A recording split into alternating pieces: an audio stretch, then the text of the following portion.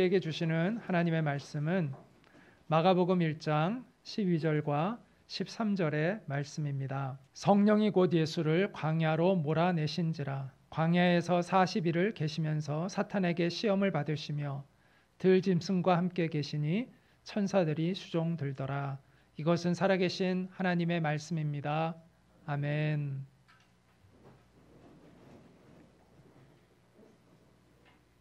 네, 오늘은 영적 대결이라는 주제를 가지고 마가복음 1장 12절부터 13절까지 여러분과 함께 나누어 보도록 하겠습니다.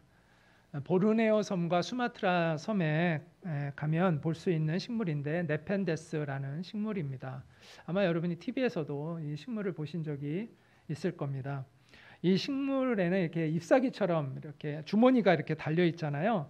그래서 꽃향기를 맡고 여기에 이렇게 안으로 들어가게 벌레들이 들어가게 되면은 그 순간 이제 그 벌레들은 종말을 맞이하게 됩니다. 그 안에 이제 왁스가 칠해져 있어가지고 여기를 딱 딛는 순간 이제 미끄러져 들어가게 되고요. 거기에 이제 단백질을 소화하는 그 분해하는 그 소화액이 그 안에서 분비가 돼가지고 다 녹여버려요. 그래서 그 자기 그 식물에 영양분이 공급이 됩니다. 심지어 어떤 경우에는 이 안에서 개구리 뼈도 발견되기도 하고 쥐, 작은 새들의 뼈까지도 발견이 되기도 한다고 합니다. 마귀는 네펜데스처럼 우리를 유혹합니다. 마귀는 죄의 향기를 뿜어내요. 죄의 향기는 매우 매혹적이고 또 강력하죠. 우리의 도덕성과 영적인 민감함을 순식간에 마비시킬 정도로 유혹적이고 강력합니다. 그런데 이 마취에서 깨어났을 때 우리는 비참한 영혼이 되어버리고 말죠. 절망감과 낙심에 빠져들게 됩니다. 예전에 어떤 집회에서 만나서 알게 된 형제가 있었는데 문자 메시지가 왔어요. 저한테 목사님 제발 저를 좀 구해주세요 라고 이렇게 문자 메시지가 왔더라고요. 이 형제는 과거에 술 중독이 되어 있던 형제인데 그 집회에서 되게 은혜를 많이 받았어요. 그래가지고 한동안 좀 변화되는 것 같았는데 다시 옛날로 다시 돌아간 그러한 형제였습니다. 저희 교회 형제는 아니었는데 저와 이제 관계성을 갖고 지내던 형제였는데요. 그 친구가 이제 저에게 그런 문자가 와서 제가 전화를 했어요. 왜 그러냐고. 그랬더니 이제 다시 술 중독이 돼가지고 끊임없이 자기 학대와 또 절망에 빠져 있더라고요. 그래서 제가 주님 앞으로 나오라고 하는데 저는 이제 글렀어요. 저는 안 돼요. 저는 이제 뭐 어떻게 할 수가 없어요. 이러면서 계속 그 같은 말을 되풀이하더라고요. 제가 화도 내보고 또 타일러도 보고 막 이렇게 했는데 계속 끊임없이 그 절망과 자기 절망에 대한 포기에 대한 이야기를 계속 해서 할 수 없이 어쨌든 그날 통화를 하다가 말았습니다. 마귀는 이처럼 우리를 죄로 유혹을 하고요. 그 죄에 빠지게 하면 어떻게 될까요? 우리를 절망감에 빠뜨립니다. 그래서 절망감에 빠뜨리면 우리에게 절망감에 빠뜨려서 우리를 죄책감에 빠지게 해서 하나님으로부터 멀리 도망가게 만들어요. 마귀가 뱀을 통하여 이제 아담과 하와를 유혹을 하잖아요. 그래서 아담과 하와가 죄를 졌습니다. 먹지 말라고 한 선악과를 따먹어요. 죄를 졌어요. 그들이 죄책감을 느낍니다. 그럼 죄책감을 느끼면 하나님 앞에 가서 회개해야 하는데 그러지 않고 뭐 하죠? 하나님을 피하여 숨습니다. 이게 마귀의 간교한 계략이라는 것이죠. 우리는 이러한 마귀의 간교한 계략을 간파해야 합니다. 그래서 우리가 죄를 지면 어떻게 해야 될까요? 하나님을 피하여 숨는 게 아니라 우리가 죄를 지어서 우리가 죄책감이 들어오면 하나님을 피하여 숨는 게 아니라 하나님 앞에 나아가야 돼요. 그게 살 길이에요. 우리가 죄책감이 들어서 하나님을 피하는 것은 마귀가 원하는 거예요. 하나님 앞에 나아가야 합니다. 그게 우리가 살 길입니다. 자, 우리가 죄의 유혹에 빠져서 죄에 넘어갔을 때 우리는 회개함이 옳다라고 말씀드렸습니다. 회개는 중요합니다. 자, 그런데 우리가 추구하는 인생은 회개하는 인생은 아닙니다. 무슨 얘기냐 하면 우리가 목표로 하는 인생이 죄를 짓고 회개하는 인생은 아니잖아요. 우리가 목표로 하는 인생은 죄에 빠지지 않는 인생인 것이죠. 죄의 유혹을 이겨내는 인생인 것이죠. 죄에 빠졌으면 당연히 회개해야죠. 회개는 중요합니다. 그러나 우리가 추구하는 인생은 죄를 짓고 회개하는 인생이 아니라 우리가 추구하는 인생은 죄를 짓지 않는 인생이 되어야 한다라는 것이죠. 우리는 그것을 목표로 해야 한다는 것이죠. 우리가 예수님에게서 배우는 인생은 회개하는 인생이 아니라 죄를 이겨내는 인생입니다. 그리스도인의 능력은 회개를 통해 드러나는 것이 아니라 죄의 유혹을 이겨냄을 통해 능력이 드러나는 것이죠. 그렇기 때문에 우리는 예수님께서 오늘 본문을 통해서 어떻게 이 마귀의 유혹, 이 죄의 유혹을 이기셨는가를 우리가 배워야 합니다. 본문 마가복음 1장 12절부터 13절은 예수님께서 마귀의 유혹을 물리치시는 내용인데 이 동일한 본문이 어디에도 나오냐 하면 우리가 공관복음이 마태, 마가, 누가복음을 공관복음이라고 했잖아요. 그래서 공관복음은 비슷한 관점을 가지고 있는 복음이고 비슷한 내용들이 다 실려 있습니다.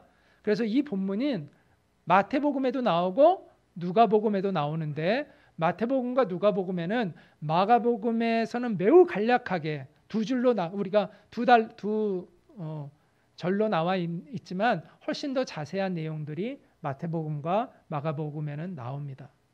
그래서 오늘 우리가 이 본문들을 같이 함께 보면서 우리가 예수님께서 어떻게 이 마귀의 유혹, 시험을 이기셨는가를 우리가 한번 살펴보고자 합니다.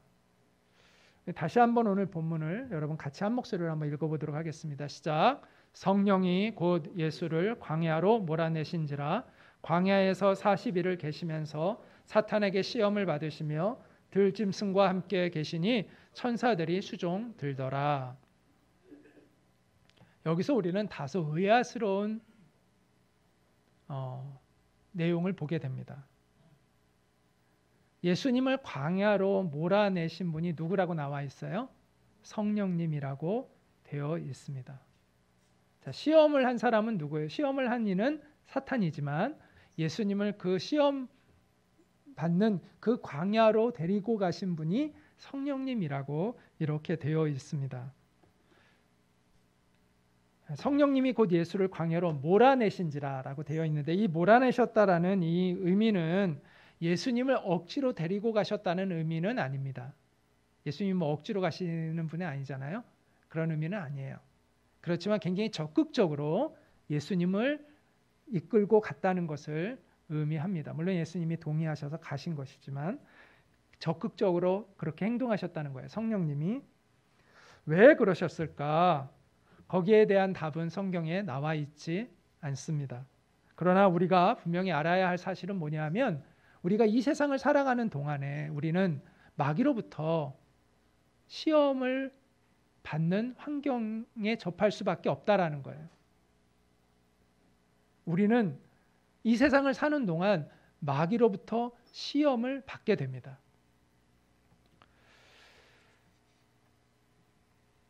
더욱이 우리가 하나님의 나라를 위해서 헌신할수록 마귀는 더욱더 우리를 유혹하고 우리를 시험합니다.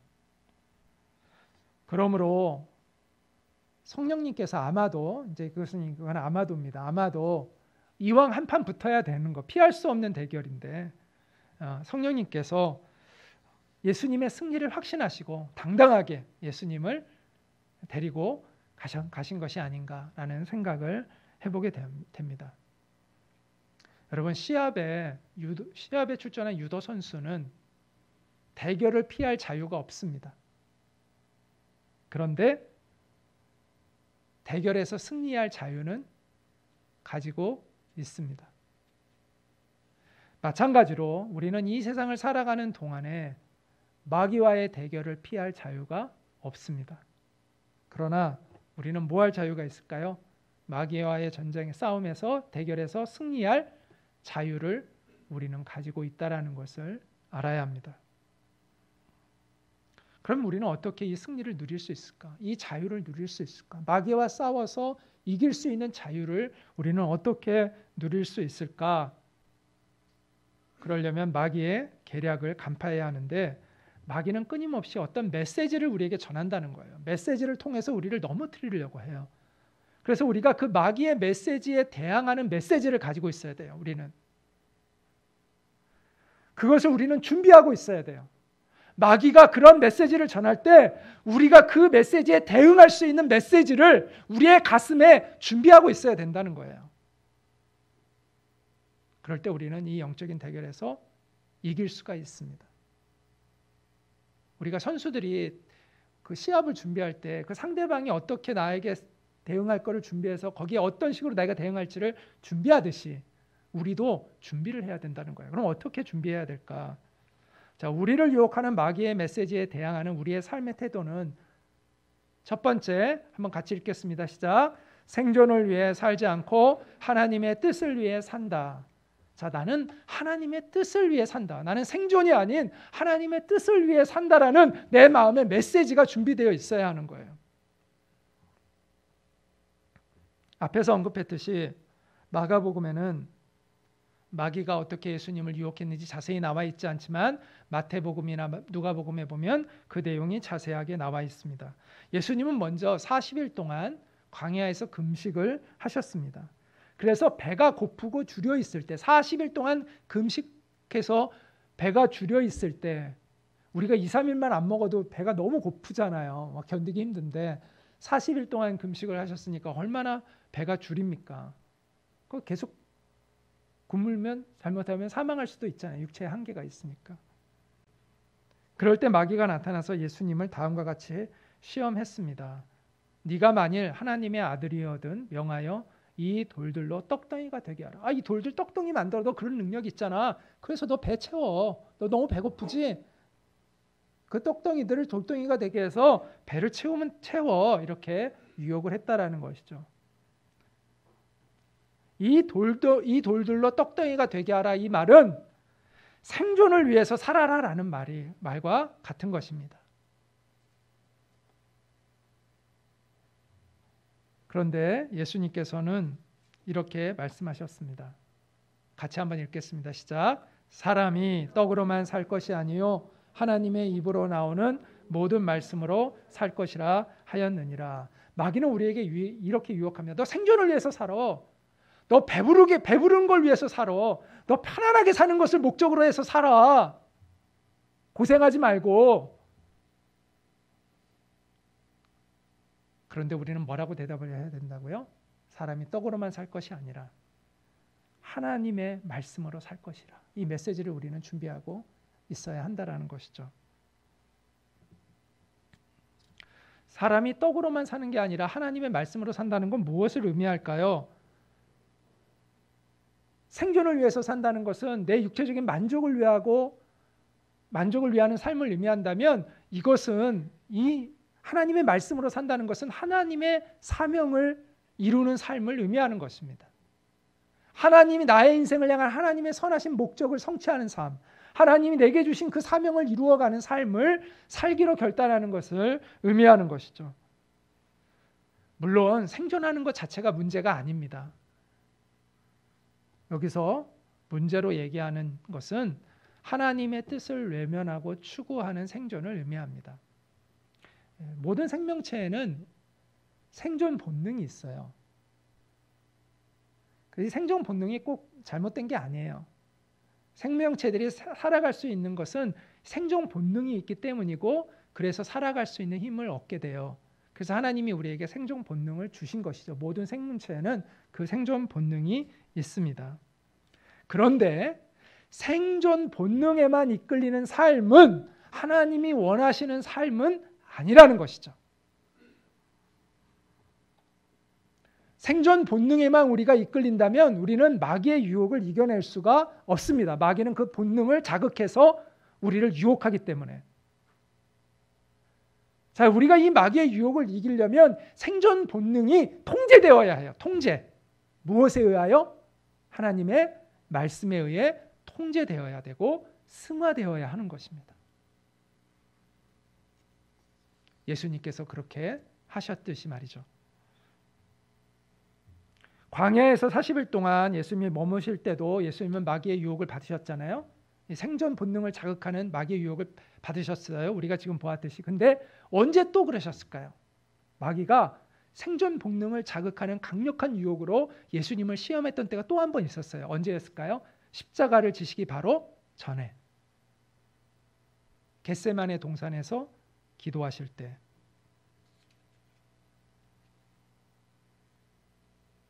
너 목숨 살아야지. 너 그 길 가지 않으면 너 살 수 있잖아. 광야에서 시험을 받을 때보다 더 강력한 생존 본능을 자극하면서 더 강력하게 생존 본능을 자극하면서 예수님을 시험했어요. 그런데 예수님은 그 모든 유혹과 시험을 이겨내셨습니다. 생존을 최우선으로 하며 살라는 그 유혹을 받을 때마다 우리는 예수님의 갈보리 십자가를 바라보아야 합니다. 갈보리 산 위에 같이 부를까요? 십자가 섰으니 주가 고난을 당한 표라. 험한 십자가를 내가 사랑함은 주가 보혈을 흘림일세. 최후 승리를 얻기까지 주의 십자가 사랑하리. 빛난 멸류관 받기까지 험한 십자가 붙들겠네. 전에 어떤 청년이 저의 강의를 듣고, 제가 어떤 교회에서 강의를 하고 나서 저에게 와서 이런 질문을 했습니다. 주위에 많은 크리스찬 친구들이 신앙적인 갈등을 하면서 직장을 그만두고 싶어 합니다. 그렇게 하면 당장 월급을 못 받게 되니까 살아갈 길이 막막하니까 그만두지 못하는 친구들이 많습니다. 어떻게 해야 할까요? 라고 묻더라고요. 제가 뭐라고 대답을 했을 것 같으세요? 제가 먼저 이렇게 얘기해 줬습니다. 신앙적인 갈등이 일어난다고 해서 그 직장을 그만두는 것이 꼭 하나님의 뜻은 아니다. 하나님께서 우리를 보내시는 직장이 꼭 선한 환경일 거라고 생각하면 안 된다. 그렇지 않은 경우도 많다. 그곳에 하나님이 우리를 보내셨을 때는 하나님이 떠나라고 하실 때까지 그곳을 떠나서는 안 된다. 내가 신앙적인 갈등이 있고 이 회사가 내 신앙을 지키는데 여러 가지 어려움이 있다고 해서 그 직장을 그만두는 것이 하나님의 뜻은 아니다. 첫째, 그걸 꼭 알아야 한다. 그런데 때가 되어서 하나님이 떠나라고 하시는 마음이 하나님께로부터 분명히 왔는데 그럼에도 불구하고 못 떠난다면 그것은 하나님 대신에 어떤 것을 내 안전장치로 삼고 있기 때문이다. 그것은 믿음이 아니다. 그래서 두 가지를 다 잘 생각해야 된다라고 이야기를 해 주었습니다. 각자마다 다 틀리겠죠. 그렇지 않으면 상황이. 그 직장이 내가 신앙적인 갈등이 있다고 떠나는 것이 하나님의 뜻은 아니지만 내가 먹고 사는 것 때문에 그 직장을 계속 내가 떠나야 하는 것이 옳다는 신앙적인 양심이 있음에도 불구하고 못 떠난다면 그것 역시 옳은 것은 아니라는 것이죠. 많은 사람들이 하나님이 놀라운 기적을 보여주시면 내가 하나님이 내게 요구하시는 그 길을 걷겠다고 말을 해요. 그런데 하나님의 기적을 경험하는 건요, 순종한 이유입니다. 순종한 이유지 순종하기 전에 하나님을 경험하는 것이 아닙니다. 내가 결단을 하고 순종할 때 그 결과가 나오는 것이죠. 순종하지도 않고 결과를 내가 보고 가겠다? 그럼 뭐가 믿음이 필요합니까? 그 길에. 그건 믿음이 아니죠. 그건 계산이죠. 하나님이 우리에게 요구하시는 건 믿음이지 계산이 아니거든요. 그래서 내가 결과를 보고 따르겠다. 말도 안 되는 얘기고요. 하나님은 그렇게 보여주시지도 않습니다. 또 하나, 또 많은 사람들이 하나님께서 내가 이렇게 그 길을 선택했을 때 안전하고 보장된 길을 확인해 주시면 내가 그 길을 가겠다 라고 생각합니다. 그런데 하나님은 안전하고 보장된 길을 보장해 주시지도 않고 보여주시지도 않습니다. 사람들은 이 말을 별로 좋아하지 않겠지만 때로 하나님은 우리를 고난의 길로 이끌어 가십니다.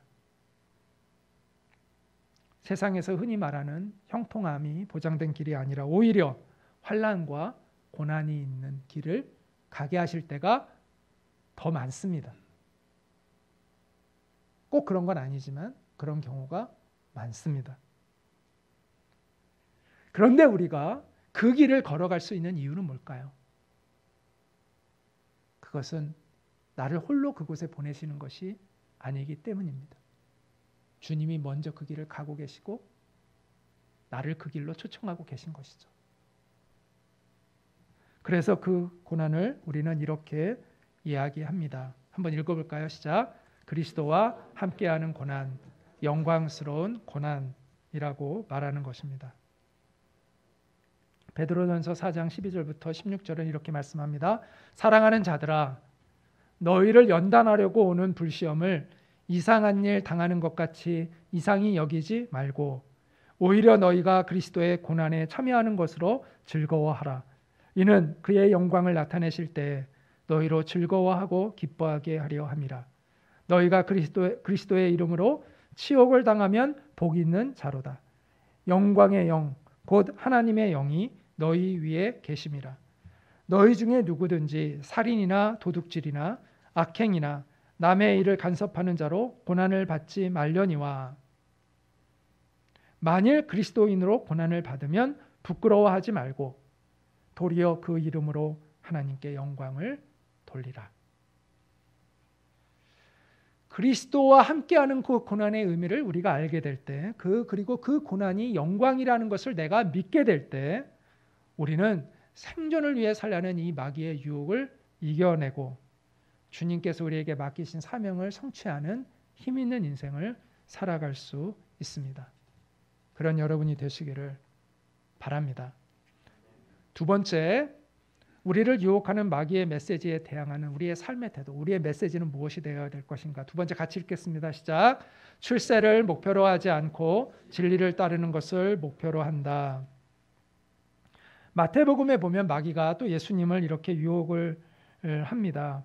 예수님을 그 산 정상으로 데리고 올라가서 세상을 쫙 보여주면서 이렇게 이야기를 해요. 만일 내게 엎드려 경배하면 예수님에게 사탄이 예수님에게 내게 엎드려 경배하면 이 모든 것을 너에게 주리라 이렇게 유혹을 합니다. 이게 무슨 의미일까요? 세상에서 출세하게 해주겠다는 것이죠. 권력을 갖게 해주겠다는 것이죠. 그런데 예수님이 이렇게 말씀하셨어요. 같이 읽겠습니다. 시작. 사탄아 물러가라. 기록되었으되 주 너의 하나님께 경배하고 다만 그를 섬기라 하였느니라.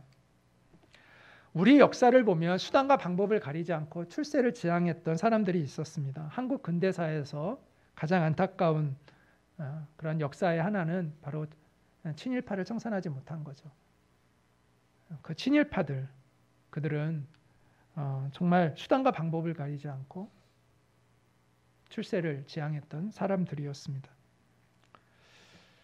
그런데 우리는 그 해방된 이후에 그러한 역사적인 청산을 제대로 하지 못하고 그 사회 안정이라는 명목으로 그들의 잘못된 기득권을 그냥 용인해 주고 넘어갔죠. 그러다 보니까 전에 독립투사의 후손이 TV에 나와서 이렇게 말하는 것을 들을 수 있었습니다. 만약 이 나라가 다시 과거처럼 다른 나라에 의해서 주권을 뺏기면 나는 내 자식들에게 절대로 독립운동은 하지 말라고 말하겠습니다. 얼마나 서러움이 많았으면 그런 말을 할까 충분히 이해가 되었습니다. 이런 친일 청산을 하지 못한 것 때문에 이 속물적인 출세주의가 한국 사회에 뿌리내려 버린 것이 아닌가라는 생각을 개인적으로 합니다. 저는 친일을 청산한다고 해서 그들을 꼭 다 감옥에 보내야 된다 이렇게 이야기하는 것은 아닙니다. 그들을 용서할 수도 있습니다. 감옥에 보내지 않고. 그러나 용서 이전에 우리가 분명히 해야 할 것은 정의가 무엇인지는 분명하게 우리가 확인해야 된다는 것이죠. 그렇게 했던 사람이 있습니다.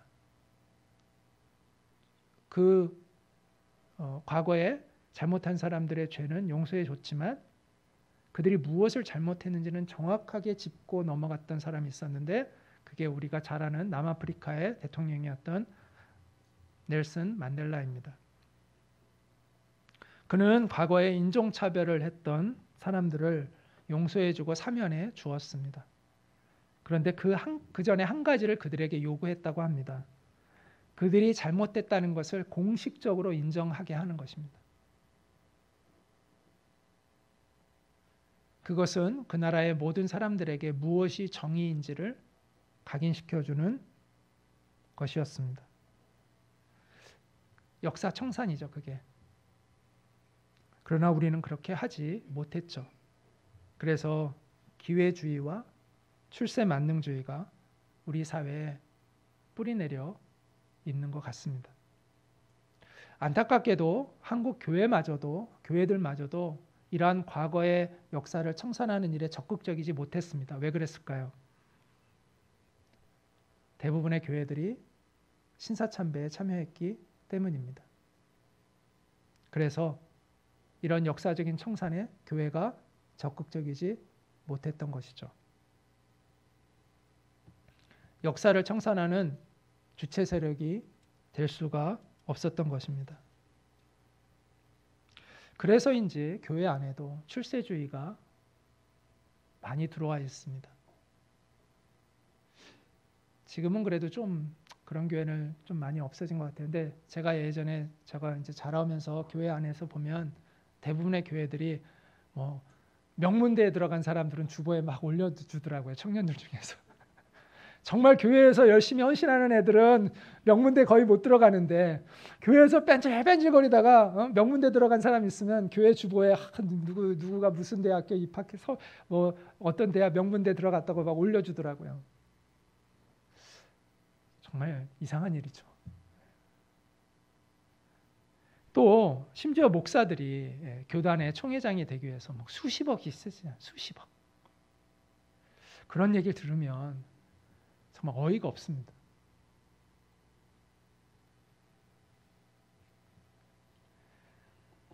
여러분, 출세라는 말 여러분 들어보셨죠? 출세. 근데 이 말이요 원래 이제 불교 용어래요. 출세. 근데 이 불교용에서 이 출세라는 말이 어떤 의미인지 아세요? 두 가지 뜻이 있는데 하나는 원래 세상을 떠난다는 뜻이 있어요. 세상을 떠난다는 거예요. 그래서 속세를 떠나서 그 스님이 되는 것을 의미한대요. 이 출세라는 게. 예. 근데 이제 우리가 쓰는 의미는 좀 여기에 좀 가까운데 또 하나의 의미는 뭐냐면 세상의 자신을 드러낸다는 의미가 있대요. 세상의 자신을 드러내는데 불교에서 이 용어는 무슨 얘기냐면 사회적으로 높은 의미를 갖는 것을 의미하는 것이 아니라 자신이 깨달은 도를 세상에 나가서 사람들에게 전해는 교화시키는 사람들을 교화시킨다는 의미래요. 그런데 우리는 이 출세라는 의미를 이제 지금은 그렇게 쓰지 않고 내가 원하는 그 사회적인 지위를 얻는 것을 출세라는 의미로 사용하고 있잖아요. 저는 그걸 이렇게 알게 되면서 참 재미있다. 그러면서 무슨 생각이 드냐면 인간의 탐욕이 이 출세라는 용어의 개념도 바꿔놨구나. 네. 원래 그 의미는 그런 뜻이 아닌데 참 좋은 뜻인데 이 의미를 인간의 탐욕이 다 변질시켜 놨구나 라는 생각이 들었습니다. 우리가 교회에서 기도할 때 이런 기도 참 저도 많이 들으면서 자랐습니다. 머리가 될지언정 꼬리가 되지 않게 하소서. 예, 우리 앞에 나와서 기도하시는 분들마다 이 기도를 얼마나 많이 하시는지, 머리가 될지언정 꼬리가 되지 않게 하소서. 예, 또 뭐 앞으로 성공해서 하나님께 영광을 돌리게 하여 주시옵소서. 근데 머리가 되고 성공해야 하나님께 영광을 돌릴 수 있다라는 이 이상한 생각은 도대체 어디에서 온 것일까요? 성경에서 가르치고 있는 가르침인가요? 아니요. 성경은 이렇게 가르치고 있지 않거든요. 이게 세상의 가르침이 자기 듣기에 되게 좋았던 거죠. 네. 세상의 가르침이지 성경의 가르침이 아니잖아요. 하나님께서 원하시는 인생은 머리가 되는 인생이 아니고 성공하는 인생이 아니에요. 단지 하나님이 원하시는 인생은 진리를 따르는 인생일 뿐이에요. 하나님이 원하시는 인생은 머리가 되는 인생도 아니고 성공하는 인생도 아니고 진리를 따르는 인생입니다. 하나님께 영광을 돌릴 수 있는 것은 머리가 되고 성공해야 되는 것이 아니라 진리를 따르면 하나님께 영광을 돌릴 수가 있는 것입니다. 진리를 따르는 길은 세상에서 우리가 머리가 되는 것을 보장해 주는 것도 아니고 또 성공한 것을 보장해 주는 것도 아닙니다. 만약 그렇다면 사람들 다 진리를 따라 살고 있겠죠, 지금. 진리를 따르는 길이 다 성공을 보장해 주고 내가 막 세상에서 높임을 받는 길이 되는 것이라면 세상 사람들 다 진리 따라 살죠. 우리가 그렇게 살라고 막 이렇게 얘기할 필요가 없어요. 다 알아서 그렇게 살 거예요. 그런데 오히려 그렇지 않은 경우가 많기 때문에 그렇게 살지 않는 것이 아닐까요? 진리를 따르면 오히려 손해를 보는 것이 많고 진리를 따르면 오히려 고난을 겪는 일이 많기 때문에 사람들은 진리의 길을 안 선택하겠죠.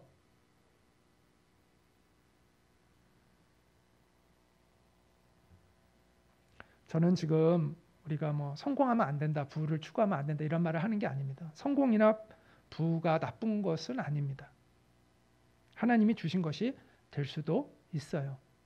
그러나 그것이 하나님이 보장해 주는 것은 아니라는 것을 말씀드리고 있는 것입니다. 저는 예수님을 따르는 사람이 또 진리를 따르는 사람이 어떤 사람은 성공할 수도 있다고 생각합니다. 누군가처럼 또 누군가처럼 부자가 될 수도 있다고 믿습니다. 그런데 우리가 추구하는 것이 성공이나 부는 아니라는 것을 명확히 하자는 거예요. 그럴 수도 있고 안 그럴 수도 있다는 것이죠. 하나님께서 우리에게 원하시는 것은 성공도 아니고 실패도 아니에요. 그렇다고 하나님이 실패를 원하시느냐? 그것도 아니에요. 하나님이 원하시는 건 성공도 아니고 실패도 아니에요. 하나님이 원하시는 건 부해지는 것도 아니고 가난해지는 것도 아니에요. 하나님이 원하시는 것은 형통하는 것도 고난받는 그 자체도 아니에요. 하나님이 원하시는 것은 뭐예요?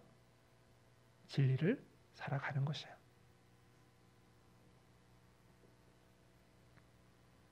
하나님을 경배하고 하나님을 바르게 섬기는 삶을 살아가기를 원하시는 거예요. 그런 사람의 삶은 이 세상이 어떻게 평가를 하든 상관없이 하나님이 영광을 받으시겠다는 것입니다. 하나님이 그를 통하여 영광을 받으신다는 거예요. 여러분, 세상 사람들이 인정해 주는 삶을 추구하지 마십시오. 주위에 있는 사람들이 인정해 주는 삶을 추구하지 마십시오. 하나님이 인정해 주시는 삶을 살아가는 여러분이 되시기를 바랍니다. 자, 세 번째, 우리가 또 이 마귀의 메시지에 대항하는 우리의 메시지는 무엇이 되어야 하는가? 세 번째 같이 읽겠습니다. 시작. 말씀을 이용하지 않고 말씀에 나 자신을 복종시킨다. 마귀가 예수님을 세 번째 시험을 합니다.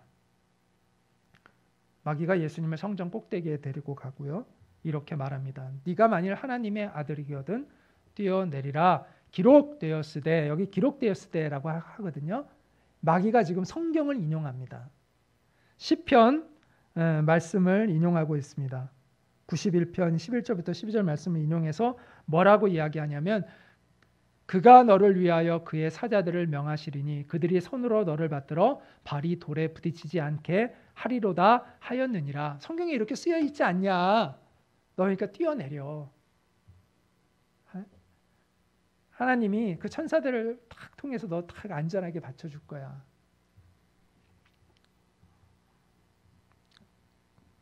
그런데 예수님은 뭐라고 말씀하시죠? 같이 한번 읽겠습니다. 시작. 또 기록되었을 때 주 너의 하나님을 시험하지 말라 하였느니라. 자, 예수님도 성경을 통해서 말씀하십니다. 주 너의 하나님을 시험하지 말라 하셨느니라. 우리를 가장 분별력 없게 만드는 마귀의 유혹은 뭐냐면 성경을 이용하는 거예요.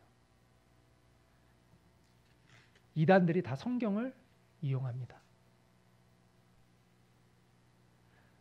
자신들의 원하는 주장을 하기 위해서 다 성경을 이용합니다. 그래서 성경을 정말 깊이 이해하고 잘 이해하고 본 뜻을 잘 이해하고 있지 못하는 사람들은 성경 얘기하니까 성경에 이런 얘기가 있네. 이게 맞구나. 그래서 다 넘어가요. 그리고 그 말을 추종하게, 그 사람의 거짓된 선지자의 말을 추종하게 되는 것이죠. 우리는 이러한 거짓된 교사들을 경계해야 합니다. 제가 예전에 경험한 거짓 목사들이 있는데 교회 안에 와가지고 집회를 열었어요. 근데 건축 헌금을 모으는 집회를 열었어요.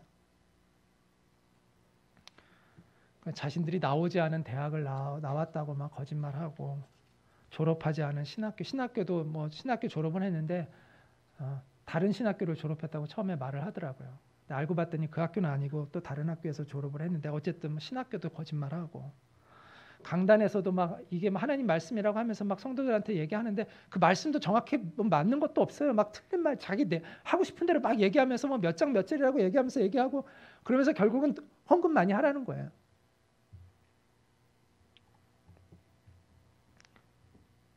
그거를 진짜 너무너무 화가 나서 참을 수가 없어서 하여튼 저는 이제 제가 부목사로 있었던 시간이었는데 결국은 저는 그 교회를 나왔습니다. 그것 때문에 견딜 수가 없어가지고. 그런 거짓 선지자들이 있어요.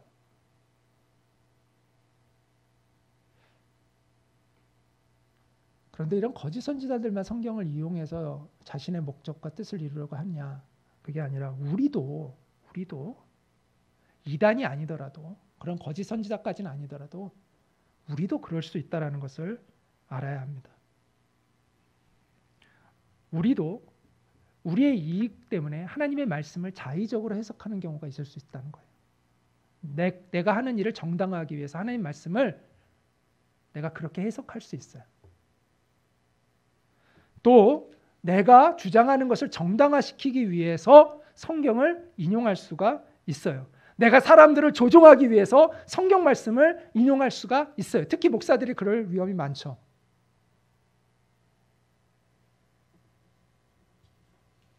목회자들 중에서 종종 성도들을 협박하는데 하나님 말씀을 가지고 협박하는 경우가 있잖아요. 주님의 종을 이렇게 함부로 대하면 큰일 난다 이러면서 성경 말씀 인용하고 하면서 절대적인 권위를 주장한다든지 이런 경우도 많잖아요. 이게 다 자신의 이익을 위해서 하나님의 말씀을 이용하는 것이죠. 근데 성도들 중에서도 자기가 싫어하고 정말 꼴보기 싫어하고 쫓아내고 싶은 목사가 있으면 그 사람을 쫓아내기 위해서 또 성경 말씀을 인용하는 그런 성도들도 있어요.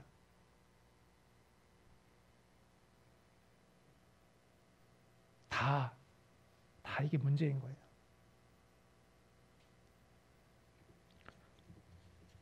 여러분 무엇을 주장하느냐보다 더 중요한 게 뭔지 아세요? 그 마음입니다. 무슨 동기로 그 주장을 하느냐. 어떤 사람이 옳은 말을 하고 있다고 해서 그 사람이 옳은 사람이 아닙니다. 옳은 말을 한다고 옳은 사람이 아닙니다. 옳은 주장을 하지만 더러운 욕심과 자기의 그 이익 때문에 그런 옳은 주장을 하는 경우들이 많아요. 우리가 정치인들 보면 뻔히 보이는 사람들도 있잖아요. 말은 참 다 맞는 말이에요. 그런데 속셈이 보이는 경우가 있잖아요. 그리고 평소에 그 사람과 정말 일치되지 않는 말을 하잖아요. 막 옳은 주장을 한다고 옳은 사람이 되는 것이 아니잖아요.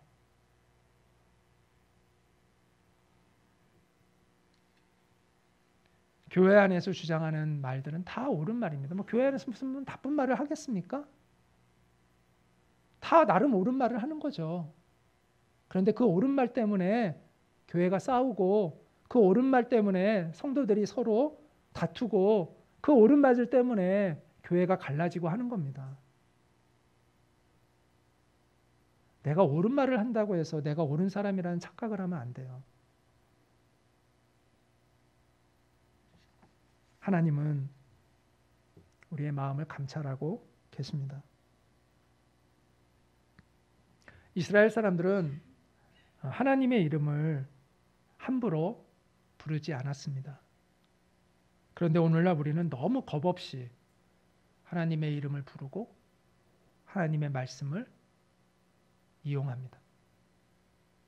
어떤 사람은 말할 때마다 하나님, 주님, 말할 때마다 주님, 주님 외치고 또 말할 때마다 성경 말씀을 하면 되게 이 사람이 신령한 사람이라고 착각하는데 그렇지 않아요. 꼭 그런 것은 아닙니다. 자신의 이익을 위해서, 자신의 주장을 옹호하기 위해서 하나님의 이름을 일컫고 하나님의 말씀을 인용하는 경우도 많다는 것을 우리는 알아야 합니다. 그것은 하나님의 이름을 망령되이 일컬으며 하나님을 시험하는 죄가 될 수 있다는 것을 알아야 돼요. 하나님이 성경을 우리에게 주신 이유는 무엇일까요? 그것은 우리를 하나님의 말씀 앞에 복종시키라고 주신 것이지, 그 말씀을 이용하라고 주신 것이 아닙니다. 우리는 말씀을 이용하는 자가 아니라 우리 자신을 쳐서 하나님의 말씀 앞에 복종시키는 사람들이 되어야 합니다.